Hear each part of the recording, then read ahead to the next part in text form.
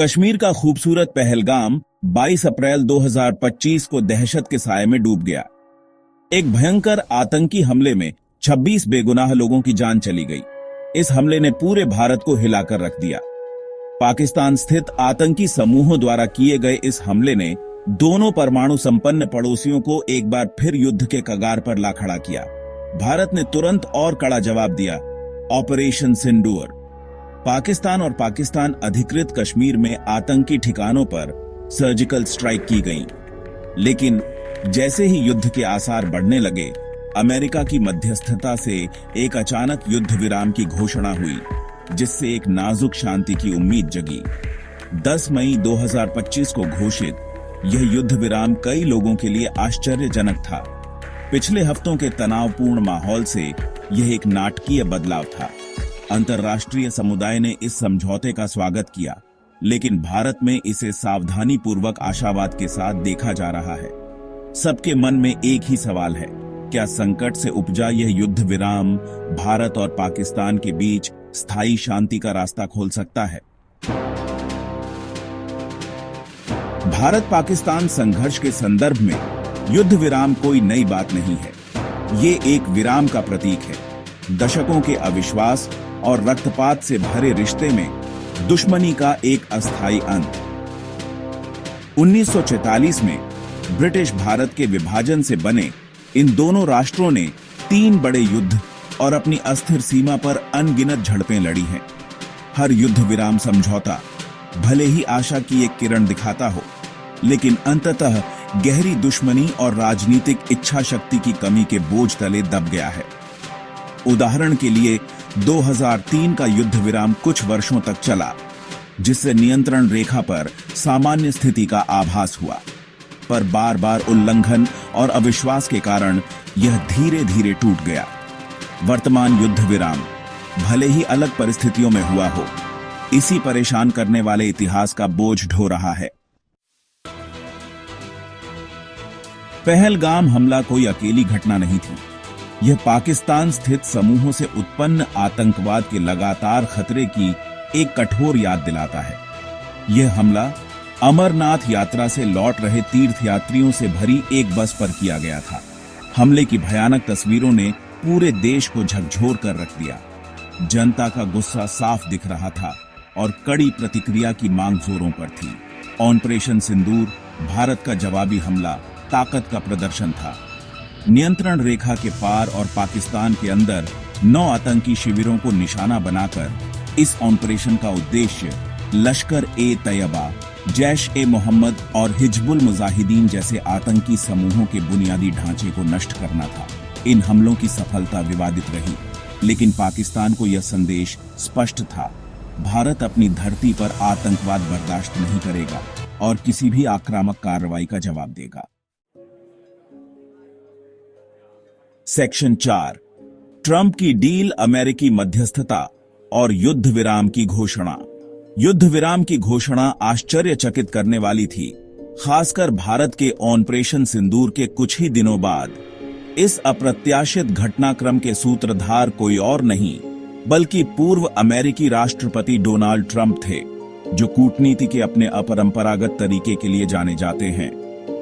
Trump ने अपने social media platform truth social पर घोषणा की कि भारत और पाकिस्तान एक पूर्ण और तत्काल युद्ध विराम के लिए सहमत हो गए हैं। उपराष्ट्रपति जेडी वेंस और विदेश मंत्री मार्को रूबियो के नेतृत्व में अमेरिकी प्रशासन ने दोनों पक्षों को बातचीत की मेज पर लाने में महत्वपूर्ण भूमिका निभाई।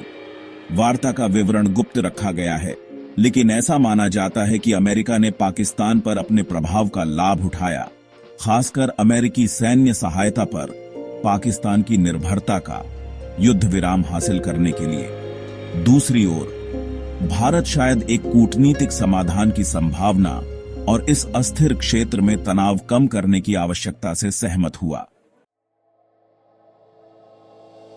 सेक्शन 5, भारत का सोचा समझा दांव, जोखिम और फायदे का आकलन। युद्ध विराम के लिए सहमत होना भारत का एक सोचा समझा दांव था। एक तरफ इसने हिंसा के चक्र से राहत और कूटनीतिक समाधान तलाशने का मौका दिया। युद्ध विराम से भारत को अंतर्राष्ट्रीय सद्भावना भी मिली, और दोनों दक्षिण एशियाई प्रतिद्वंद्वियों के बीच संभावित परमाणु टकराव को लेकर चिंतित वैश्विक शक्तियों का दबाव कम हुआ। पर भारत में संदेह गहरा है।